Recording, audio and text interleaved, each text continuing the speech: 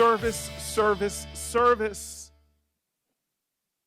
And I'm telling you right now, I'm not letting anybody in the Senate steal my joy. I told you this at the beginning. I'm embarrassed. It happened earlier today. I just look at you and I start getting full of emotion. I'm jogging this morning, and I'm at the end of the block I live on. And I get terrified because I put my music on loud when I'm jogging, trying to block out the noise of the heart attack I'm having. And this woman comes up on me, practically tackles me, an African-American woman.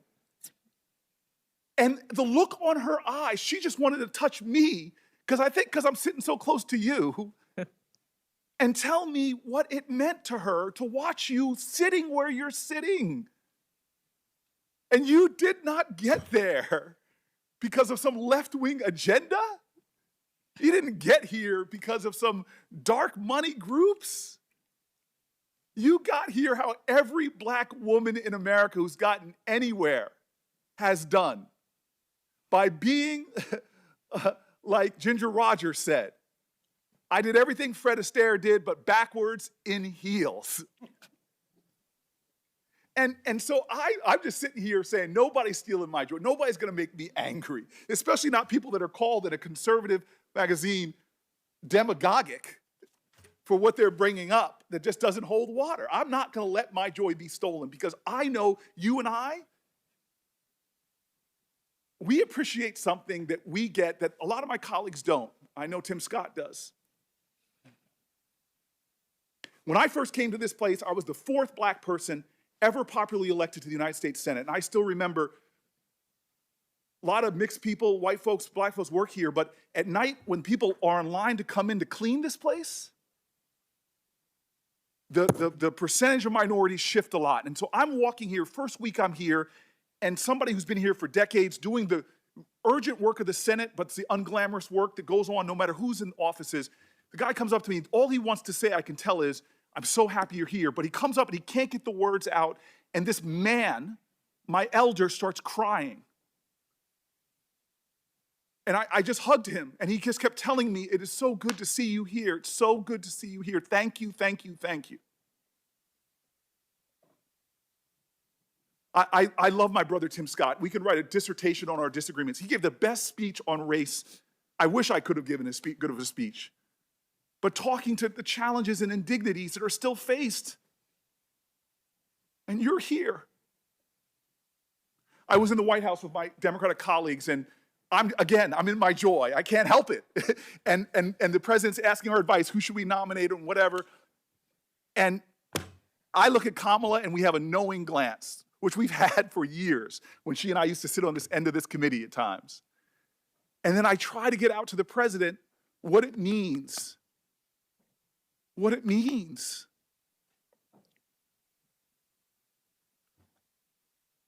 And I want to tell you, when I look at you, this is why I get emotional. I'm sorry, you're a person that is so much more than your race and gender. You're a Christian, you're a mom, you're an intellect, you love books, but for me, I'm sorry, it's hard for me not to look at you and not see my mom, not to see my cousins, one of them who had to come here and sit behind you.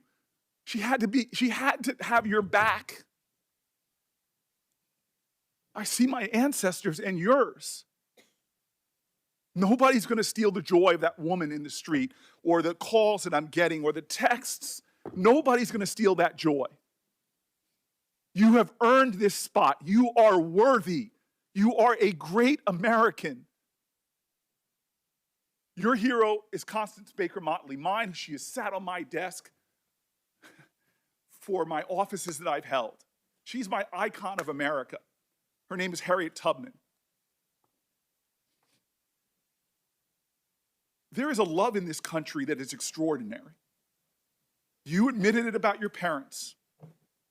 They loved this nation, even though there were laws preventing them from getting together. When they were loving, there were laws in this country that would have prevented you from marrying your husband. It wasn't that long ago, it was last generation. But they didn't stop loving this country, even though this country didn't love them back.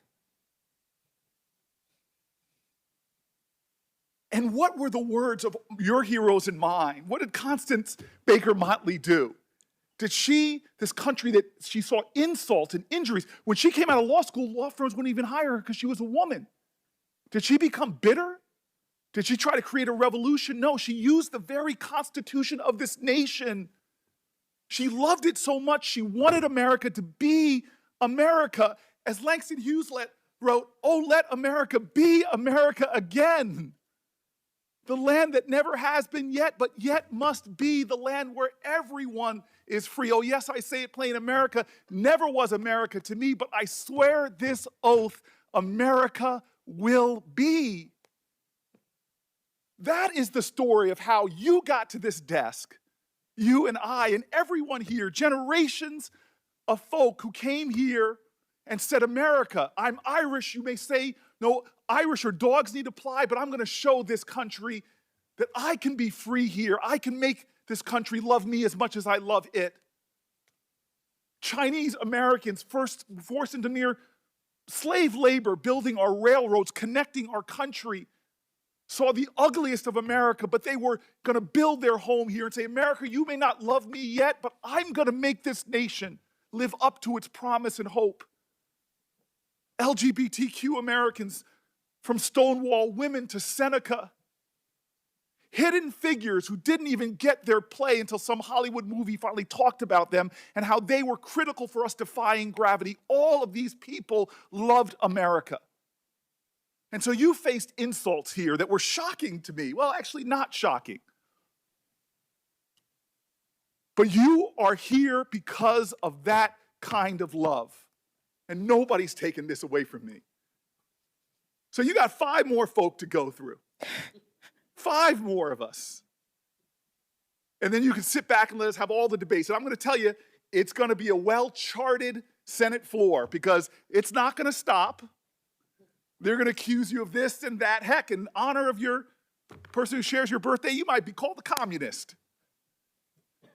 But don't worry, my sister. Don't worry. God has got you. And how do I know that? Because you're here. And I know what it's taken for you to sit in that seat. Harriet Tubman is one of my heroes because the more I read about this person, the more, she was viciously beaten.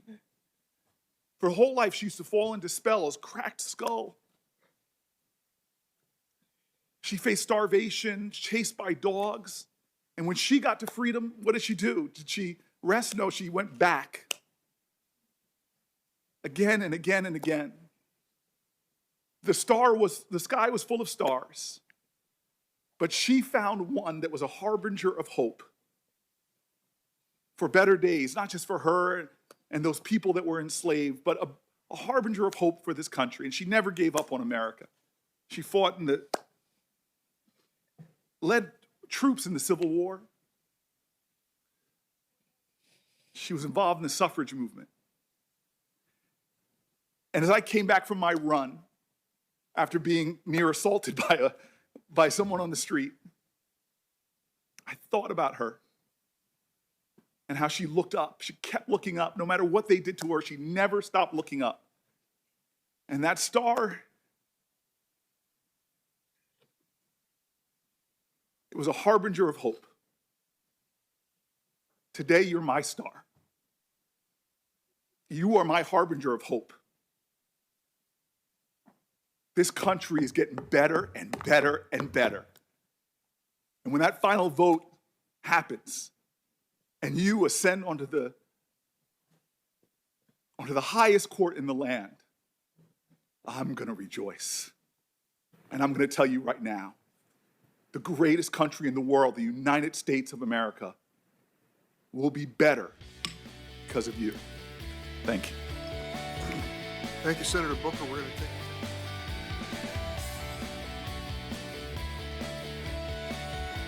Girl.